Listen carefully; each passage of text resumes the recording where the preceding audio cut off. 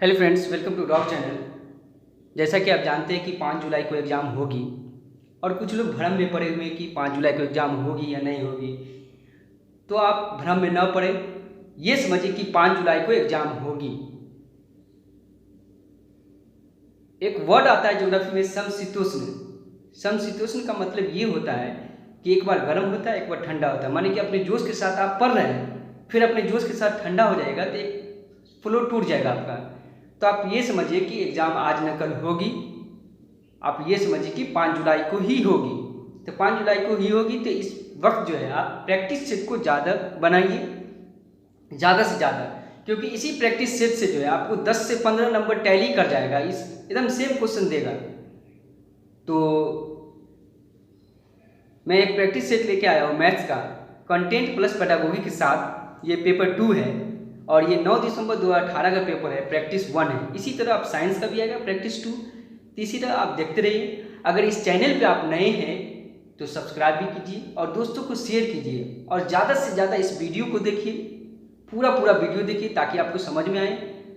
और वीडियो को देखिएगा, बार बार देखिएगा तो अंडरस्टैंडिंग बन जाएगा, फिर आपके लिए सवाल आसान हो जाएगा वो। तो चलिए इसी के साथ नेक्स्ट क्वेश्चन पे। फर्स्ट क्वेश्चन ये कहता है कि यदि दो राशि है, दो राशि का मतलब एक्स और वाई है, एक दूसरे के व्युत्क्रम के रूप में, माने कि इसको इंग्लिश में बोलते हैं इन्वर्सली है, तो ये घटते और बढ़ते हैं, माने डिक्रीज इंक्रीज करते हैं। तो निम्नलिखित में कौन सा सत्य है? तो इसमें गुणा में, प्रोडक्ट में होगा, या जोड़ में होगा, योग यहाँ दिया हुआ, या अंतर में होगा, या अनुपात में होगा। ये एक्स प्रोपोर्शनल जो है, एक्स प्रोपोर्शनल क्या है? 1/y के, ठीक है। तो एक्स ये प्रोपोर्शनल का साइन अगर हटाइएगा आप यहाँ पे तो क्या आएगा? बराबर में के आएगा। इधर 1/y इसी तरह रही, तो ये x बराबर हो जाएगा, k को 1 से मल्टीप्लाई कीजिए, k को 1 से मल्टीप्लाई कीजिए, क्या होगा? k, अब y नीचे में क्या आएगा? y आएगा। अब इसको आप देखिए तो k बराबर, नीचे में कुछ नहीं तो 1, तो k बराबर लिखिएगा तो क्या आएगा? x गुने y। इसका मतलब ये हुआ कि x y का प्रोडक्ट हुआ, गुना हुआ, तो एक्स वाई का प्रोडक्ट क्या हुआ? एक समान आया, के वैल्यू के बराबर आया। तो इसीलिए ऑप्शन जो आप देखिए तो पहला ऑप्शन सही लग रहा है कि इनके संबंध में मानों में गुणन एक समान बना होता है। तो देखिए इन दोनों का प्रोडक्ट एक समान बना है, कांस्टेंट के वैल्यू माने एक समान आएगा। तो इसीलिए ऑप्शन नंबर इसका 1 हो जाएगा, ठीक है। चलिए नेक्स्ट क्वेश्चन पे।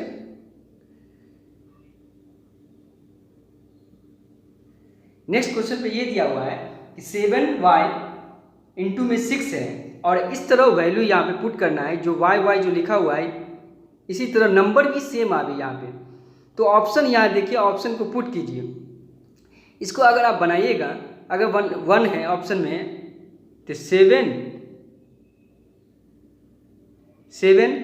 और y के जगह पे हम क्या देंगे? 6 देंगे। पहला ऑप्शन अगर 6 देते हैं या पहले से नीचे में 6 है, इंटू करेंगे तो ये क्या हो जाएगा? देखिए 6 को 6 से करेंगे तो 36 हो जाएगा, 36 के 6 होगा, हासिल कितना हो जाएगा? 3।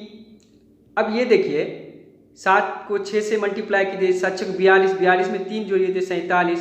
तो ये देखिए सेम आया, नीचे में y जैसे सेम है उसी तरह, जैसे यहाँ 4 है तो 4 सेम आना चाहिए, कि नंबर नीचे वाला सेम आना चाहिए। यहाँ पे आया नहीं आया, तो आप इसी तरह दूसरा ऑप्शन भी देखिए, 4 पुट करके देखिए, ठीक है। तो देखिए दूसरा ऑप्शन अगर हम 4 पुट करते हैं, 7 y की जगह पे क्या रखेंगे? 4 रखते हैं और नीचे में कितना है? 6 है, इंटू कीजिए। तो देखिए 4 को 6 से करेंगे, 6 चौक 24, 4 हासिल 2, 7 चौक 42, 2 44। देखिए सेम आया, जिस तरह y है इसी तरह नंबर भी सेम आया, इसलिए ऑप्शन नंबर इसका 2 होगा, क्योंकि 4 रखने पर वैल्यू नीचे का सेम आया, तो इसलिए ऑप्शन नंबर 2 सही होगा, ठीक है। आई होप कि समझ में आया होगा यहाँ तक। चलते हैं आगे।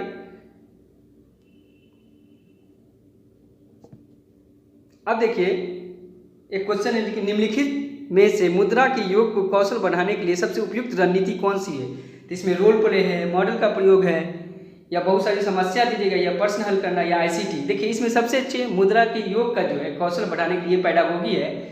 तो इसमें बच्चे को रोल प्ले कराइए, क्लास में एक रोल प्ले कराइए, एक बच्चा को खरीदने वाला बना दीजिए, एक बेचने वाला बना दीजिए। अब उससे बनाइएगा, अगर पैसा दोनों को कि एक कोई सामान खरीद रहा है, अगर कोई ले रहा है, तो इसमें बच्चे को रियल लाइफ से पता चल जाएगा, पैसा के बारे में जोड़ना घटाना उसको पता चल जाएगा। तो यहाँ पे मुद्रा के योग के कौशल बढ़ाने के लिए रोल प्ले जो है सही उपयुक्त होगा।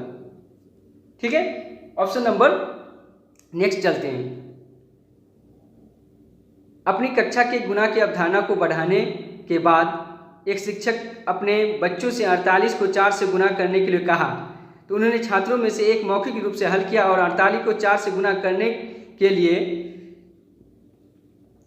48 में 48 जोड़ता है, फिर 96 बनाता है, फिर 96 और जोड़ते हैं तो 192 बनाते हैं। इस प्रकार उत्तर 192 आता है। माने कि एक शिक्षक बोला 48 को 4 से गुना करना है, तो बच्चा क्या किया, पहले 48 को 48 से गुना किया, फिर 96 को 96 से जोड़ते हैं तो 192, उत्तर तो आ गया। लेकिन गुना की उसकी रणनीति के बारे में आप क्या समझेंगे? उसे गुना की अवधारणा समझ में नहीं आई। दी गई समस्या गुना की समस्या की योग की समस्या नहीं है। उसने गुना को बार बार योग के रूप में समझा, यही बच्चा समझ गया कि उसको गुना को क्या किया, बार बार जोड़ के रूप में समझ गया। तो इसीलिए इसका ऑप्शन सही होगा, तो क्या होगा, ऑप्शन नंबर 3 सही होगा। ठीक है, बहुत आसान है, दिसंबर का पेपर बहुत आसान था। बच्चों को समय की अवधारणा को प्रस्तावित करने के लिए प्रारंभिक गतिविधि के रूप में निम्नलिखित में कौन सी की जानी चाहिए? देखिए, अगर बच्चों को आप समय के बारे में पढ़ाना चाह रहे हैं तो उसको डिस्कशन मेथड जो है यहाँ पे सबसे अच्छा होगा, उपयुक्त होगा। तो डिस्कशन वाला कौन सा है नीचे में, प्रीवियस नॉलेज के साथ उसके बाद चर्चा कीजिए, डिस्कशन कीजिए। तो देखिए ऑप्शन नंबर 4 देखिए, समय से संबंधित वाक्यांशों के साथ पूर्व अनुभवों के बारे में चर्चा कीजिए, इसलिए ऑप्शन नंबर इसका 4 हो जाएगा। ठीक है, नेक्स्ट, निम्नलिखित में से कौन सा मूल्यांकन का उद्देश्य नहीं है? तो छात्र के विकास की निगरानी ये है, निर्देशक के निर्णय लेना ये है, पाठ्यक्रम की प्रभावशीलता का मूल्यांकन करना ये भी है, और प्रदर्शन के आधार पर बच्चों की रैंकिंग करना ये नहीं है। देखिए, परफॉर्मेंस के आधार पर बच्चों का अगर रैंकिंग कर रहे हैं आप उसको, तो ये ऑप्शन गलत हो जाएगा, नेगेटिव हो जाएगा। इसीलिए डी देखिए किस में, ऑप्शन में डी 1 में है, तो ऑप्शन नंबर 1 हो जाएगा इसका आंसर सही। नेक्स्ट चलिए, ये पेडागोगी चल रहा है। उच्च प्राथमिक स्तर पर गणित पढ़ाने के लिए निम्नलिखित में कौन सी विधि सबसे उपयुक्त है? लेक्चर तो नहीं होगा, गतिविधि ये एक्टिविटी हो सकता है, लेकिन इसमें सबसे अधिक देखा जाए अच्छा जो है, उपयुक्त जो है, समस्या समाधान विधि अच्छा होगा, और प्रदर्शन विधि भी नहीं होगा। तो इसलिए ऑप्शन जो है यहाँ पे क्या हो जाएगा, प्रॉब्लम सॉल्विंग ज़्यादा उपयुक्त होगा, ये ऑप्शन नंबर 3। नेक्स्ट, उच्च प्राथमिक स्तर पर गणित अधिगम के लिए निम्नलिखित में कौन सा सबसे अधिक आवश्यक है? तो देखिए, अपर प्राइमरी लेवल के लिए सबसे अच्छा यहाँ पर क्या हो जाएगा, देखिए किसी समस्या को हल करने के लिए विभिन्न तरीकों की खोज करना, ये तो सही लग रहा है। सभी सूत्रों को याद करना गलत। शिक्षक जो बोर्ड पर लिखता है उससे सही ढंग से नकल करना, ये गलत। एक समस्या को बार बार हल करना, ये भी गलत। इसीलिए इसमें स्पष्ट क्या लग रहा है कि किसी भी समस्या को हल करने के लिए विभिन्न तरीकों का खोज कीजिए, इसलिए ऑप्शन नंबर 1 हो जाएगा। नेक्स्ट क्वेश्चन है कि उच्च प्राथमिक स्तर पर गणित की कक्षा के उपयोग होने वाली पूछताछ की रणनीति। देखिए, पहला ऑप्शन है कक्षा को कोलाहलपूर्ण बनाती है क्योंकि बच्चे बहुत ज़्यादा बात करेंगे, माने कि यहाँ पर शोरगुल बच्चे ज़्यादा करते हैं पूछताछ से। नहीं, यहाँ पर अगर पूछताछ कीजिएगा, अगर पूछताछ करते कोई पर्सन से, तो बच्चे में क्या आएगा, बच्चों को उनके विचारों में समझ व्यक्त करने। देखिए ऑप्शन 3 देखिए, बच्चों में उनके विचारों में समझ व्यक्त करने और आलोचनात्मक रूप से सोचने में मदद करती है। माने कि सवाल कीजिए तो बच्चों की क्रिटिकल थिंकिंग आ जाएगा, सोचने पर मजबूर कर देगा। इसलिए ये ऑप्शन नंबर यहाँ पे 3 जो है सही होगा। ठीक है,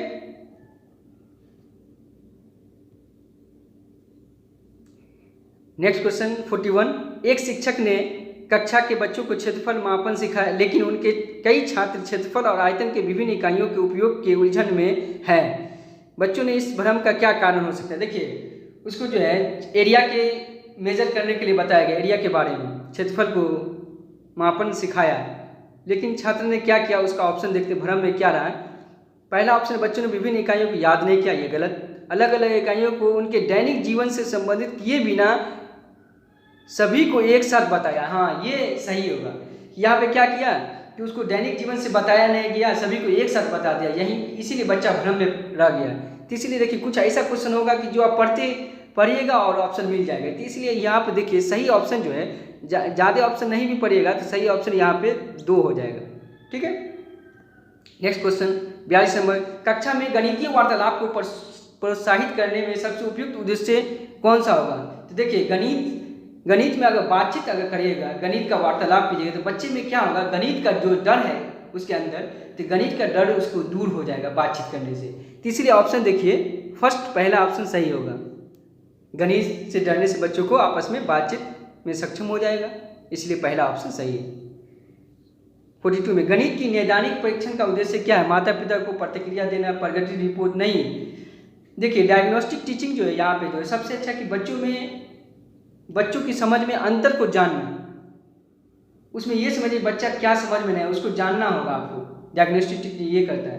तो यहाँ पे ऑप्शन सबसे अच्छा ऑप्शन जो है यहाँ पे क्या है 41 है कि नैदानिक परीक्षण के लिए उसके बच्चों की समझ में अंतर जानिए कि कहाँ पे गलती कर रहा है, कहाँ पे क्या कर रहा है, सवाल नहीं बन रहा है, क्या प्रॉब्लम है। तो इसलिए ऑप्शन नंबर 4 हो जाएगा। उपचार शिक्षण क्या है? तो उपचार क्या करना है कि जो बच्चा कमजोर है उसकी कठिनाई को दूर करना। तो ऑप्शन नंबर 3 देखिए, कमजोर के छात्रों को सीखने में कठिनाई को दूर करने के लिए यही ऑप्शन है, बाकी देखिएगा तो गलत है। ऑप्शन नंबर 3, निम्नलिखित में कौन सी गणितीय प्रक्रिया नहीं है? गणित में रटना जो है कभी नहीं, मेमोराइजेशन ये गलत है, निगेटिव है ये, इसलिए यहाँ पे फर्स्ट ऑप्शन सही है। कुछ सवाल आप ऐसे पढ़िएगा और उसका ऑप्शन मिल जाएगा। तो ये आपका थिंकिंग बनाइए कि सवाल पढ़े उसका ऑप्शन आपके दिमाग में पहले से रहना चाहिए। तो देखिए इसका फर्स्ट हो गया 45 का। अब चलते हैं 46 में, गणित सीखने में त्रुटियां एक महत्वपूर्ण भूमिका निभाती है, यह कथन क्या है? देखिए अगर आप गणित में अगर त्रुटियां करते हैं, अगर आप शिक्षक के रूप में अगर बार बार गलती करते हैं तो बच्चे के अंदर वो रिफ्लेक्ट हो जाएगा, उसके माइंड में भी यानी से इरर का ये सोचने की दर्शाने लगेगा, वो इरर अपने माइंड में भी सोचेगा, क्या उसके माइंड में भी गलती होने लगेगा। इसलिए ऑप्शन सही फर्स्ट होगा, सत्य, क्योंकि त्रुटियां बच्चों की सोच को दर्शाती है। तो इसलिए शिक्षक को ये है कि ज़्यादा बच्चे के सामने ज़्यादा गलती न करे, त्रुटियां कम हो, क्योंकि बच्चे के माइंड में रिफ्लेक्ट हो जाएगा। इसलिए ऑप्शन नंबर 46 का 1 देखिए तो ये ऑप्शन सही होगा। 47, आकारों को पढ़ाते समय एक शिक्षक ऐतिहासिक स्थानों की यात्रा की योजना बना सकता है। देखिए कोई आकार के बारे में पढ़ा रहे हैं तो एक हिस्टोरिकल पैलेस पर फील्ड ट्रिप बच्चों को करा रहे हैं, ले जा रहे हैं। तो आप देखिए क्या होता है, अवकाश के समय प्रदान करने की आवश्यकता, क्योंकि अधिकांश पाठ्यक्रम समय को पूरा हो चुका है। दूसरा ऑप्शन है कि यह संचार कौशल में सुधार का अवसर होगा, ये भी नहीं होगा। 47 सी ऑप्शन देखिए, आकार और वास्तुकला का एक अभिन्न हिस्सा है और इस तरह यात्राएं विषय में संबंध को प्रोत्साहित करती है। हाँ ये ऑप्शन सही है कि अगर आकार के बारे में पढ़ा रहे हैं, अगर हिस्टोरिकल प्लेस में ले जा रहे हैं तो आप उसको दिखाइएगा उस तरह का इमेज बना हुआ, तो बच्चे के एक रियल लाइफ से जोड़ के वो अपने मैथ को सॉल्व कर सकेगा। इसलिए ऑप्शन जो है यहाँ पे सी ऑप्शन सही होगा। नेक्स्ट क्वेश्चन, सॉरी ये सी ऑप्शन देखिए ये कहाँ पर ऑप्शन इसमें दिया हुआ, सी में उत्तर चुनना है। सी में कौन सा है? 1 है, ये 1 में ऑप्शन में, इसलिए सी में 1 ऑप्शन होगा। एक छात्र को एक घन की सतह का क्षेत्रफल निकालने के लिए कहा गया तो उसने आयतन निकाला। गणना में त्रुटि का कारण क्या हो सकता है? देखिए क्षेत्रफल निकालने के लिए क्या गया, आयतन निकालना, तो इसका ऑप्शन सही देखिएगा। तो छात्र का सतह का क्षेत्रफल और आयतन की अवधारणा को समझने में सक्षम नहीं था, तो इसलिए सी ऑप्शन होगा। आप सी ऑप्शन खोजिए कहाँ पे, तो ऑप्शन नंबर क्या होगा 4 में होगा, ये आंसर सही होगा। नेक्स्ट क्वेश्चन देखिए, एक बैठक हुआ तो सदस्य में 4/5 महिलाएं थी, तो यह सदस्य कितना प्रतिशत था? तो बहुत आसान सवाल है। देखिए इसको बनाने के लिए आप क्या कीजिएगा, 4/25 ये आपका फ्रैक्शन में है, ठीक है, बट्टे में दिया हुआ है, और ये प्रतिशत में चेंज करना है तो 100 से क्या कीजिएगा मल्टीप्लाई कर दीजिए। अब 25 से काट दीजिए, 25 से कम 25, 25 चौका 100।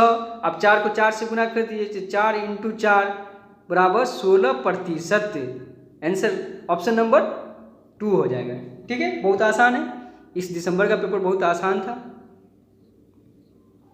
अब देखिए एक दुकानदार ने अपने सामान की कीमतों में 10% की कमी की और एक सामान की नई कीमत क्या है जो पहले 500 रुपये में बेची जाती थी। देखिए एक दुकानदार जो सामान की कीमत में क्या किया, 10% की कमी कर दिया, तो एक सामान की नई कीमत आपको पता करना जो पहले 500 रुपये में बेची जाती थी। तो बताइए 500 का हम क्या कर देंगे, 500 का क्या कर देंगे, 500 का 10% निकाल दीजिए। तो ये 100 से 2 जीरो से ये 2 जीरो कैंसिल, तो कितना हो जाएगा, 5 को 10 से गुना कीजिए तो 50 रुपया। तो कीमत पहले कितना में बेची जाती थी, 500 रुपया में। अब 10% कमी की है तो 10% का वैल्यू कितना है, 50। तो माइनस कर दीजिए, तो इसका आंसर कितना होगा, 500 में 50 घटा दीजिए तो 450 हो जाएगा। तो ऑप्शन देखिए 2 सही है। ठीक है, और भी इसका तरीका बनाने का बहुत आसान तरीका भी है, लेकिन ये तरीका भी सही है। चलिए आगे चलते हैं। नीचे दिए गए डिग्री सेल्सियस में एक डेटा दिया हुआ सेट है जो कहता है हमको परिसर निकालने, रेंज निकालने के लिए। तो बहुत आसान है इसका रेंज निकालने के लिए। तो देखिए ये इसी तरह आपको यानी से ऐसे ही बन जाएगा, ये सवाल बनाने की जरूरत नहीं। देखिए तो रेंज बराबर क्या होता है, अगर रेंज निकालते हैं तो रेंज बराबर क्या होता है, रेंज बराबर होता है हाईएस्ट माइनस लोएस्ट होता है। तो हाईएस्ट कितना है, वैल्यू यहाँ पे 8 है प्लस में, और लोएस्ट सबसे कम 8 ही है, लेकिन माइनस में जितना जो नंबर निगेटिव लगा रहेगा नंबर में और बड़ा नंबर होगा वो उतना ही छोटा होता है। जैसे -8 है, सबसे छोटा यहाँ पे -8 ही हुआ। तो देखिए हाईएस्ट है, माइनस देते हैं और कितना उसमें दिया हुआ -8, तो ये हो जाएगा 8 माइनस माइनस क्या हो जाएगा +8 बराबर क्या होगा 16 डिग्री सेल्सियस। आंसर क्या आ गया, तो इसका ऑप्शन जो है 16 डिग्री सेल्सियस क्या होगा, ऑप्शन नंबर 1 हो जाएगा। ठीक है, नेक्स्ट चलते हैं। एक सिक्का को 10 बार उछाला गया और परिणाम इस प्रकार अवलोकित किए जाते हैं। तो देखिए आपको पता चल गया कि 10 बार ये है उछाला गया 10 बार एक सिक्का को। तो सबसे पहले कि नीचे में 10 होगा, और इसमें बोला कि चित्त प्राप्त करने की संभावना क्या है, चित्त बोल रहा था। चित्त यहाँ पे क्या हुआ, एच का रिप्रेजेंट किया, एच कितने बार देख लीजिए, 1 2 3 4 5 6 बार है। तो देखिए सबसे पहले जितना नंबर ये दिया हुआ टोटल नीचे रखेंगे, 10 को नीचे रखेंगे, और जितना पूछ रहा है कि चित्त आने की प्रयोगता थी, चित्त इसमें 6 है। देखिए हेड जो है आप देखिए 6 बार है, तो 6 को ऊपर लिखेंगे तो काट दीजिए, 3 दूना 6 और 5 दूना 10, तो 3/5। ऑप्शन में देखिए कहाँ है 3/5, ऑप्शन में ये देखिए 3/5 कहाँ है, तो ऑप्शन नंबर 4 3/5, ये आंसर सही हो गया। बहुत आसान है। अब ये देखिए संख्यात्मक व्यंजक है 3/7 जोड़ माइनस में फिर ब्रैकेट में दिया 7/8 बराबर 25/56 दिखाया गया। तो बस आपसे ये पूछ रहा है ये किस तरह का परमेय संख्या है, कि परमेय संख्या वैकलन के अंतर्गत संवृत होती है, ये गलत है, ये ऑप्शन गलत है। दूसरा है परमेय संख्या गुणन के अंतर्गत संवृत, ये भी गलत है। परमेय संख्या विभाजन भाग के रूप में है, ये भी गलत है। परमेय संख्या योग के अंतर्गत समय, देखिए इसमें योग है तो योग के अंदर, इसलिए ऑप्शन नंबर 4 हो जाएगा सही। ठीक है, निम्नलिखित में 3D आकृति में किसमें शीर्ष नहीं होता। आप देखिए वर्टेक्स किसमें नहीं होता है, जैसे प्रिज्म में इसमें तो होता है, शंकु में नहीं होता, पिरामिड में शंकु में होता है, सॉरी शंकु में होता है, पिरामिड में होता है, गोला में नहीं होगा। यहाँ पे देखिए शीर्ष का मतलब अगर हम ट्रायंगल बनाए तो इसका शीर्ष 1 2 3 हुआ। तो इसी तरह जो है सारा में देखिएगा प्रिज्म में बनेगा, शंकु में बनेगा, पिरामिड में बनेगा, लेकिन आप देखिएगा गोला में कोई शीर्ष नहीं होता है। तो इसलिए ऑप्शन इसका देखिएगा शीर्ष नहीं है, तो ऑप्शन नंबर 3 हो जाएगा। 55 में देखिए 5/7 4 है, फिर गुने 5/7 -3 है, बराबर में दिया 5/7 5x - 2, तो x का मान पूछ रहा है। बहुत आसान है, आप पढ़े होंगे, इसका नियम है कि अगर बेस सेम रहेगा तो पावर जुड़ जाता है। देखिए इन दोनों में बेस सेम है, इन दोनों का बेस दोनों का सेम है, तो पावर क्या करें, जोड़ देंगे। अब देखिए इसको बनाते हैं, कैसे बनाएंगे, बेस सेम है तो एक बार लिखेंगे और इसको जोड़ देंगे। तो देखिए इसका क्या हो जाएगा, सबसे पहले लिखेंगे इसको इस तरह, नीचे देखिए इसको लिखेंगे 5/7, ठीक है, तो एक बार लिखेंगे, दोनों में बेस सेम है तो एक बार लिखेंगे, और ऊपर में लिखेंगे जोड़ेंगे तो 4 और प्लस देंगे, यहाँ पर प्लस माइनस क्या हो जाएगा, जोड़ का साइन ना -3 है। चलिए इसको इक्वल नियम, फिर 5/7 इधर बराबर में दिया हुआ है 5x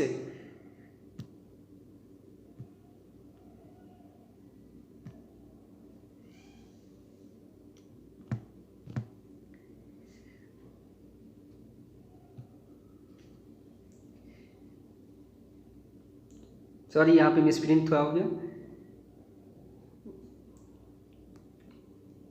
देखिए 5 सवाल ये देखिए कि 5/7 बेस सेम है तो पावर क्या कर देंगे, जोड़ देंगे। ठीक है, अब देखिए इसको बनाते हैं, दोनों में देखिए बेस सेम है ये और ये, तो पावर क्या होगा, जुड़ जाएगा। और एक बार लिखेंगे, बराबर में जो है वैसे ही लिखेंगे। देखिए इसको कैसे बनाते हैं, लिखेंगे 5/7 का पावर क्या लिखेंगे 4 प्लस माइनस में यहाँ पे 3 ऊपर में देखिए माइनस में 3 है, बराबर जो है लिखेंगे 5/7 5x - 2। अब ये देखिए लिखिएगा 5/7 प्लस माइनस क्या होगा, माइनस होगा तो 4 - 3 हो जाएगा, बराबर में 5/7 5x - 2। अब देखिए दोनों में बेस सेम है तो इक्वल में बराबर हो जाएगा, तो ये और ये कैंसिल हो जाएगा, तो बचा आपका क्या, 4 में से 3 गया तो एक बराबर कितना हो जाएगा 5x - 2। अब 2 को इधर ले आइए, माइनस में 2 है तो इधर हो जाएगा, तो 1 + 2 बराबर कितना हो जाएगा 5x। तो x बराबर कितना हो जाएगा, इधर 2 1 3 हो जाए तो x बराबर क्या हो जाएगा, तो x बराबर हो जाएगा 5 का नीचे में चला जाते 3/5। तो ऑप्शन देखिए 3/5 कहाँ पे, देखिए ऑप्शन 3/5, तो ऑप्शन इसका आंसर हो जाएगा 2 हो जाएगा। ठीक है, नेक्स्ट क्वेश्चन,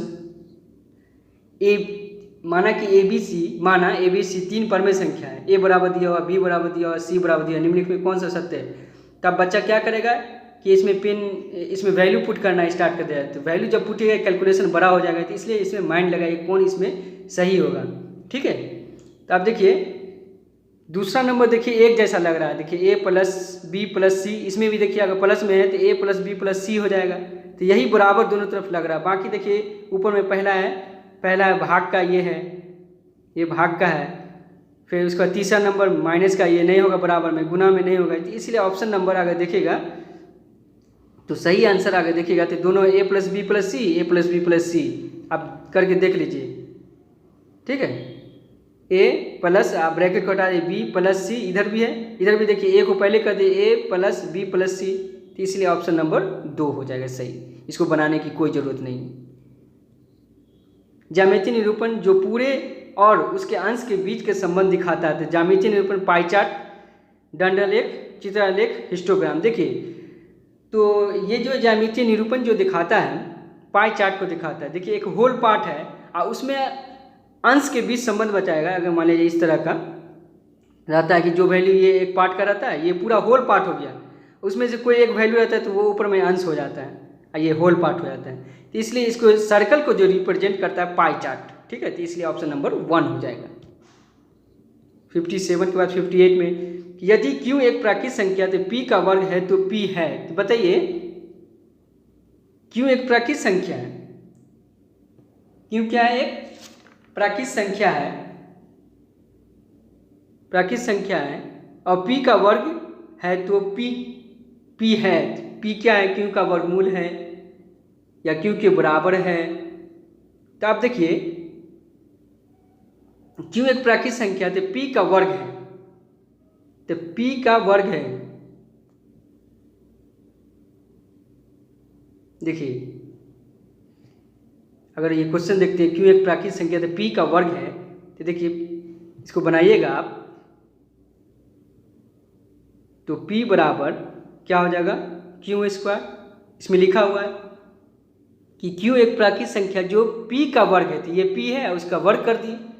तो अब अगर q में स्क्वायर लगा हुआ है, अगर स्क्वायर हटाए तो इधर स्क्वायर रूट चढ़ जाएगा इधर, तो q बराबर क्या हो जाएगा √p आ जाएगा। इसका मतलब क्या हो जाएगा, q क्या है,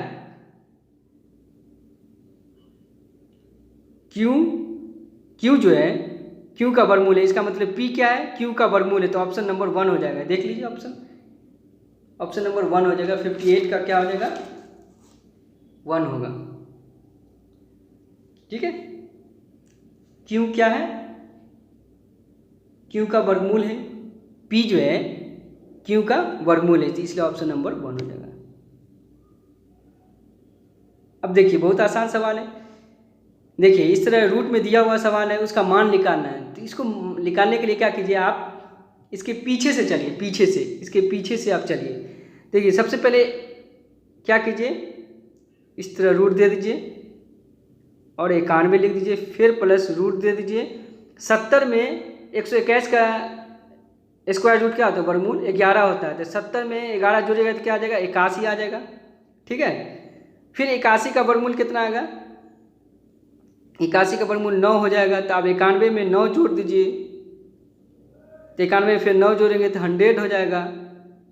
100 का कितना हो जाएगा, 10 वर्गमूल। तो इसलिए ऑप्शन नंबर 1 सही होगा। ठीक है, बस इसे बनाने की कोई ज़रूरत नहीं है, बस 121 का पीछे से चलिए, 121 का 11 में 70 जोड़िए, फिर इसका वर्गमूल निकाल दीजिए। 70 जोड़े तो 81 आया, 81 का 9, फिर 9 को 91 में जोड़ दीजिए तो 100 है, 100 का वर्गमूल 10 आता है, इसलिए ऑप्शन नंबर 1 हो जाएगा। चलिए लास्ट क्वेश्चन। एक पार्क में 784 पौधे व्यवस्थित किए जाते हैं ताकि पंक्ति में पौधों की संख्या और पंक्तियों की संख्या के समान हो, तो प्रत्येक पंक्ति में पौधों की संख्या क्या होगी। देखिए इस तरह का सवाल बनाना कि हर रो में उतना ही प्लांट लेनी है जितना नंबर ऑफ रो है। ठीक है, पंक्ति को यहाँ पर रो बोलेंगे, पौधा प्लांट हो जाएगा। तो देखिए इसका ऑप्शन अगर बनाइएगा, मान लीजिएगा अगर हम 3 रो लिए, ठीक है, अगर 3 रो लिए तो उतना ही एक रो में उतना प्लांट लेगा। 3 रो है तो 3 ही प्लांट एक रो में लेना होगा। जैसे 3 रो लिए तो एक रो में 3 प्लांट, 1 2 3, फिर इसमें भी 1 2 3, फिर इस रो में भी 1 2 3। इसका मतलब 3 प्लांट लेंगे, सॉरी 3 रो और 3 प्लांट, तो कितना हो जाएगा, टोटल पौधा हो जाएगा 9 हो जाएगा। इसी तरह अगर अपने सवाल में पढ़िए, यहाँ पे जो लिखा हुआ है कि मान लीजिए हम x रो लेते हैं, उसी x रो में x प्लांट लगाएं, बराबर ये दिया हुआ 784 के, तो x को x से गुना करेंगे तो x स्क्वायर हो जाएगा, बराबर 784 हो जाएगा। अब ये स्क्वायर है तो इधर क्या चढ़ जाएगा, x बराबर हो जाएगा √784। अब ये बताइए 784 का वर्गमूल कितना होता है, 28 का होता है, तो इसलिए ऑप्शन नंबर 1 हो जाएगा। ठीक है, आई होप कि आप लोग को यहाँ समझ में आया होगा। अगर एक बार आपको समझ में नहीं आएगा तो बार बार इस वीडियो को देखिए, आपको ज़रूर समझ में आएगा। और दोस्तों अगर आपको समझ में आया होगा तो दोस्तों को ज़रूर शेयर करें और सब्सक्राइब करें ज़रूर। Thank you.